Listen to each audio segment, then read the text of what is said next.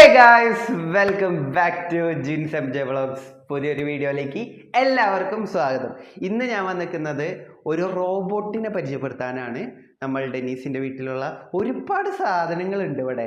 ഞാനാണെങ്കിലേ എനിക്ക് ഈ ഇലക്ട്രോണിക് സാധനങ്ങളും ഇജാതി സാധനങ്ങൾക്കൊക്കെ കുറച്ച് ക്യൂരിയോസിറ്റി കൂടുതൽ. അതുകൊണ്ട് തന്നെ ഞാൻ എല്ലാത്തിലും ഇങ്ങനെ ഞെക്കി നോക്കി. ഇവിടെ കുറേ സാധനങ്ങളുണ്ട്. ഒരു റോബോട്ടാണ്. ആ റോബോട്ട് പടം വരയ്ക്കുന്ന റോബോട്ട്. ആ പടം വരയ്ക്കുന്ന റോബോട്ടിനെ നിങ്ങൾക്കൊന്ന് പരിചയപ്പെടുത്തി തരാൻ, കാണിച്ചു തരാം. അപ്പം നമുക്ക് അവനോട് തന്നെ ചോദിക്കാം. അപ്പം ഇതാണ് ആ ഒരു റോബോട്ട്. ഇത് 2D പ്രിൻ്റർ എന്ന് ഒഫീഷ്യലായിട്ട് പറയും. ഇതൊക്കെ കണ്ടോ, ഈ ചിത്രമൊക്കെ ഇത് വെച്ച് വരച്ചതാണ്. നോക്കിയേ, കണ്ടോ, കറക്റ്റായിട്ട് നമ്മൾ ലാപ്പിൽ എന്ത് ചെയ്തു കൊടുക്കുന്നു അത് കറക്റ്റായിട്ട് ഇവിടെ വരുന്നതായിരിക്കും. ഈ ഒരു ചിത്രം കമ്പ്യൂട്ടറിലേക്ക് സെറ്റ് ചെയ്തു. കമ്പ്യൂട്ടറിൽ നിന്ന് ഞങ്ങൾ ഇത് വെച്ചിട്ട് വരച്ചെടുത്തതാണ്. നല്ല കിടിലമായിട്ട് തന്നെ സെറ്റ് ചെയ്തെടുത്തിട്ടുണ്ട്. 2D പ്രിൻ്ററാണ്. അപ്പോൾ നമ്മൾ ഇങ്ങനെ സെറ്റ് ചെയ്ത് തരും. അപ്പോൾ ബാക്കി കാര്യങ്ങൾ നമുക്ക് ഡെന്നീസിനോട് ചോദിക്കാം. നമുക്ക് പടങ്ങൾ വരയ്ക്കാനും നോട്ട് എഴുതാനൊക്കെ വേണ്ടി യൂസ് ചെയ്യാൻ പറ്റുന്ന ഒരു റോബോട്ടാണ്. എൻ്റെ കയ്യിൽ മുമ്പ് ഒരു 3D പ്രിൻ്റർ ഉണ്ടായിരുന്നു. അതേ സെയിം മെത്തേഡ് തന്നെയാണ് ഇതിലും വരുന്നത്. അതിൽ 3D ആയിട്ട് പ്രിൻ്റ് ചെയ്യുന്നു. ഇതിൽ നമ്മൾ സാധാരണ പ്രിൻ്റ് ചെയ്യുന്ന പോലെ വരച്ച് തരും. പേനയോ പെൻസിലോ സ്കെച്ചോ എന്താണോ വയ്ക്കുന്നത് അത് വെച്ചിട്ട് വരച്ച് തരും. അതാണ് ഇതിൻ്റെ പ്രത്യേകത. 3D എന്ന് പറഞ്ഞു കഴിഞ്ഞാൽ 3 ഡൈമെൻഷൻ. അതായത് ഇത് വരയ്ക്കുന്നതൊക്കെ ഈ 2D ആണ്. അതായത് നമുക്ക് പ്രൊജക്റ്റ് ചെയ്ത് നിൽക്കാത്ത സാധനമാണ് ഈ 2D.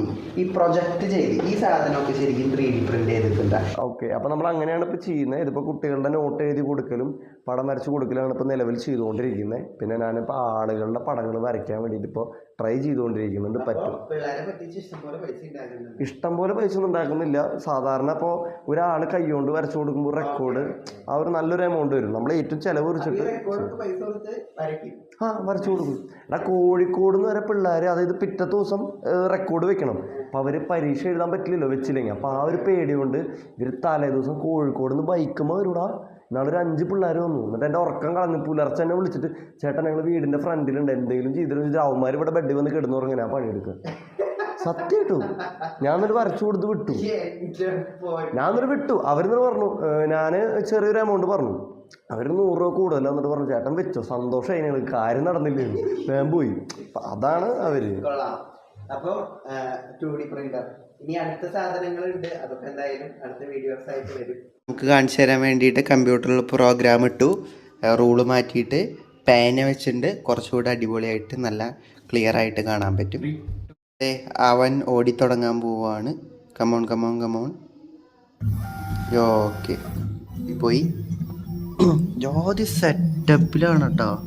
ഇത് കണ്ടോ, എൻ്റെ പൊന്നി, നല്ല കിടിലമായിട്ട് ഒരു സെറ്റ് നല്ല അടിപൊളിയായിട്ട് തന്നെ ലെവൻ വരച്ച് കൊണ്ടുവരുന്നുണ്ട്. അപ്പം എന്തായാലും ഇത് ബാക്കി ഔട്ട് ഞാൻ കാണിച്ചു തരാം. എൻ്റെ പൊന്നി, എന്ത് രസം കാണാൻ. കൊള്ളാം. അപ്പോഴേ ഇതിൻ്റെ ഫേസ് വരച്ച് നല്ല കിടിലായിട്ട് നല്ല രസത്തിലാണ് ഈ മിഷീൻ ഇങ്ങനെ വരയ്ക്കുന്നത്. ആളൊറ്റയ്ക്ക് ഓടിപ്പോയിട്ട് കാര്യങ്ങളൊക്കെ ചെയ്യുന്നുണ്ട്. ഇതിന്റെ സൈസൊക്കെ എങ്ങനെയാവും പിടികിട്ടുന്നല്ലേ? കാൽക്കുലേഷന്റെ പുറത്താ.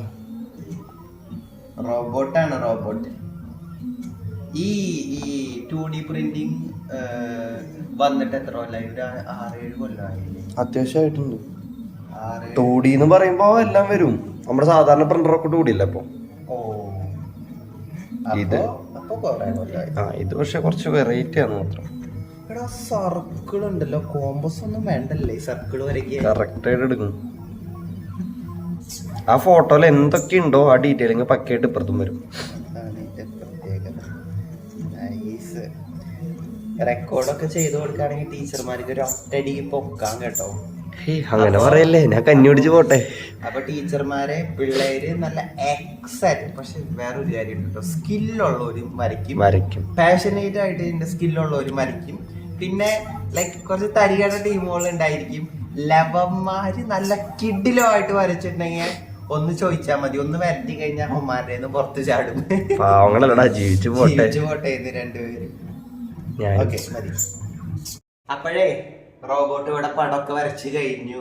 നോക്കിയത്, എൻ്റെ പൊന്നെ ഇത്രയും കിട്ടിലുമായിട്ട് ഓരോ കുഞ്ഞു ഡീറ്റെയിൽസ് വരെ നല്ല അടിപൊളിയായിട്ട് തന്നെ സെറ്റ് ആക്കിയിട്ടുണ്ട് എന്തായാലും. അപ്പോഴേ നമ്മുടെ ഡെന്നീസിന്റെ റോബോട്ട് വരച്ച പടമാണ്. അപ്പൊ ഇതുപോലത്തെ പടങ്ങൾ വരയ്ക്കണമെങ്കിൽ വരച്ച് തരണമെന്നുണ്ടെങ്കിൽ ഞാൻ എന്റെ നമ്പർ കൊടുത്തു നോക്കാം, നിങ്ങൾ കോണ്ടാക്ട് ചെയ്ത് നോക്കി നോക്കാം. അപ്പൊ മിക്കവാറും വരച്ചു തരുമായിരിക്കും. വരച്ചു കൊടുക്കുമോ? പിന്നെ വരച്ചു കൊടുക്കും. വരച്ചു കൊടുക്കും എന്ന് പറയുന്നുണ്ട്. അപ്പൊ ഞാൻ നമ്പർ കൊടുക്കാം, എന്തായാലും വിളിച്ചു നോക്കി നോക്ക്. കൊള്ളാല്ലേ? അപ്പൊ നിങ്ങളുടെ അഭിപ്രായങ്ങൾ മറക്കാതെ കമന്റ് ചെയ്യുക. ഈ വീഡിയോസ് ഒക്കെ ഉണ്ടല്ലോ ഷെയർ ചെയ്ത് കുറെ ആൾക്കാരിലോട്ട് എത്തിക്കുക. അപ്പൊ താങ്ക്സ് ഫോർ വാച്ചിങ്. അപ്പൊ താങ്ക് യു മിസ്റ്റർ ഡെന്നീസ്. ഒഫീഷ്യലായിട്ട് ഞാൻ ഒരു കാര്യം പറയാം, ഞങ്ങൾ അത്രയും കമ്പനിയാണ്, ഇവിടെ ഒഫീഷ്യൽ ആയിട്ടുള്ള സംഭവങ്ങളുടെ ഒന്നും ആവശ്യമില്ല. അതുകൊണ്ടാണ് ഞാൻ ഇമാതിരി വർത്താനൊക്കെ പറഞ്ഞ് വ്ളോഗ് എടുക്കുന്നത്. സാധാരണ ഇങ്ങനെയൊന്നല്ല അല്ലേ? ഞാൻ ആദ്യം വന്നപ്പോ എങ്ങനെയായിരുന്നു? ഭയങ്കര സ്റ്റാൻഡേർഡ് ആയിരുന്നു. അതന്നെ. ഇനി സ്റ്റാൻഡേർഡിന്റെ ആവശ്യമില്ലല്ലോ. Okay, bye bye.